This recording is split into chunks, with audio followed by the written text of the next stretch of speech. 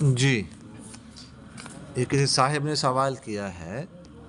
استاد محترم کسی نے سوال کیا ہے کہ جمعہ مبارک کی نماز کے لیے دو اذانیں کیوں ہیں، وضاحت فرمائیں۔ دیکھیے ایک اذان ہوتی تھی آپ صلی اللہ علیہ وسلم کے دور میں،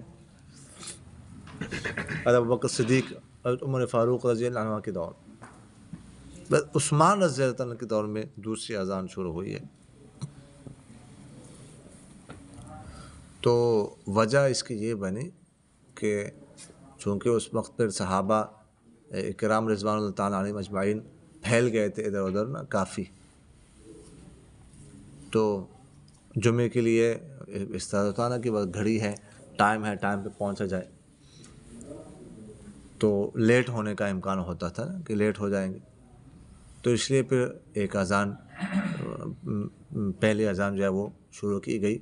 تاکہ ان تک اطلاع پہنچے کہ اب جمعے کا وقت قریب آ چکا ہے،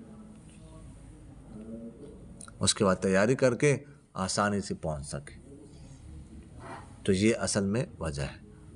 کیونکہ دوسری اذان تو بالکل عین جو ہے نا وہ اس کے وقت خطبے کو وقت دی جاتی ہے، اس کے بعد اگر کوئی پہنچے گا تو خطبہ نہیں سن سکے گا، خطبہ سننا واجب ہے۔ اگر کسی نے خطبہ نہیں سنا جمعے کا تو گنہگار ہو گیا، اگرچہ نماز ہوتی ہے، نماز تو ہو جائے گی لیکن خطبہ الگ سے واجب ہے اور سننا ہے، تو اس لیے پہلی اذان جو ہے وہ شروع کی گئی تاکہ تیاری کر کے پہنچ سکے۔ سمجھ آگے کریے۔ کسی نے سوال کیا استاد محترم اگر کسی عورت نے حرمت سے پہلے چہرے پر داغ لگائے ہو تو اس کا کیا حکم، اس کا کیا کرے گا، رہنمائی فرمائے۔ ہم نے بھی حدیث پڑھی ہے نا کہ لعن اللہ الواشمۃ والمستوشمہ، واصلہ والمستوصلہ، کبھی واشم والمستوشم مانا میں نے آپ کو بتایا یہ اس طرح کے نشان ہوتے ہیں عورتیں لگاتی ہیں نا، الحمدللہ یہدیکم اللہ استحرق، اس کے بارے میں پوچھ رہے ہیں کہ اگر کسی نے پہلے سے لگے، دیکھو آپ صلی اللہ علیہ وسلم نے تو پہلے سے ہی یہ اس سے منع کیا نا، تو اس کو ایسا کرنا نہیں چاہیے تھا، مسئلے کا علم تو ہونا چاہیے تھا، پہلے بھی غلط کیا ہے، اب اس کا کیا حل ہے، اس کا کوئی تو اب اس کا حل تو نہیں ہو سکتا، اب تو اس کا مطلب یہ ہے کہ اس کو اگر ختم کروانا چاہے گی تو اور ہی اپنے چہرے کو بگاڑے گی، اگر کسی آسانی سے ختم ہو سکتا ہو تو ختم کروانا چاہیے۔ سمجھ آ گئی؟ اگر آسانی سے نہ ہو سکتا ہو تو جو کیا توبہ استغفار کرے اور یہ مسئلہ آگے لوگوں تک پہنچائے، بتائے کہ تم ایسا مت کیا کرو، یہ جائز نہیں۔ استاد محترم السلام علیکم ورحمۃ اللہ وبرکاتہ۔ وعلیکم السلام ورحمۃ اللہ وبرکاتہ۔ استاد جی ہمارے جامعہ کے 9-10 ہفتوں سے جمعے کے دن فجر کی نماز میں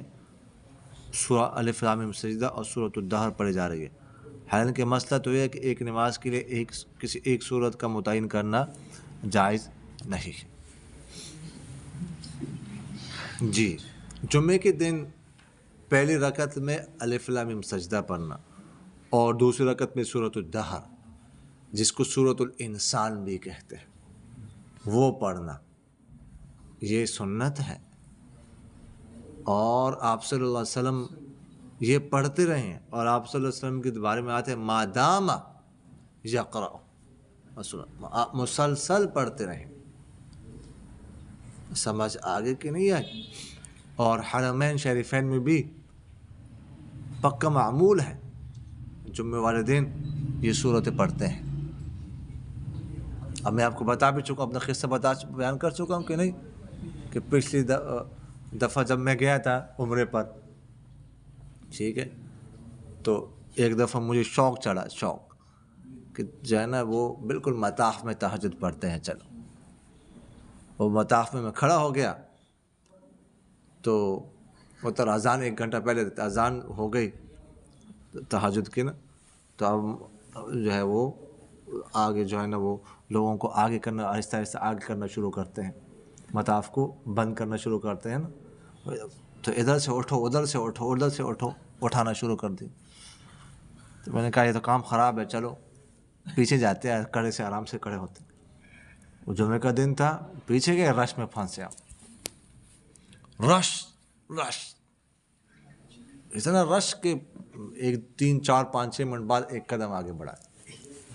پتہ نہیں کہاں پہنچے، مسعا پہنچ گئے جہاں پہ صحیح ہو صفا مروا کے سب، پتہ نہیں سمجھ نہیں آ رہی، یہاں تک کہ بالکل نماز کا وقت ہو سمجھا۔ اب جلدی